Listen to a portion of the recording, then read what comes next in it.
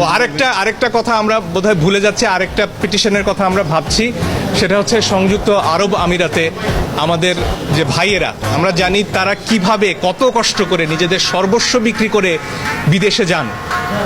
তারা সেখানে জানতেন যে আইন আছে, প্রতিবাদ করলে যাবজ্জীবন কারাদণ্ড হতে পারে, তারপরও তারা মাঠে নেমেছেন, তারা কারাবরণ করেছেন। তাদের এই সাহসের প্রতি আমাদের সর্বোচ্চ শ্রদ্ধার কথা যেমন জানাতে চাই, একই সাথে তাদের মুক্তির ব্যাপারে, তাদের ভালো থাকার ব্যাপারে সরকারের যে চূড়ান্ত নীরবতা, সেটার ব্যাপারেও নিন্দা জানাই। এবং এই ব্যাপারে আমাদের চিন্তা আছে কয়েকজনের যে আমরা আরেকটি পিটিশন দায়ের করব যাতে সরকার তাদের মুক্তির জন্য আশু পদক্ষেপ নেয়। কিন্তু আমার দেশের নাগরিক যখন কারাবরণ করেন কোনো একটা দেশে, প্রতিবাদ করতে গিয়ে, প্রতিবাদ তো অন্যায্য কোনো কাজ নয়, সারা পৃথিবীতে আমাদের যে জাতিসংঘের কনভেনশনগুলো রয়েছে সামাজিক এবং রাজনৈতিক অধিকারের, সেখানে স্পষ্টত প্রতিবাদের অধিকার রয়েছে।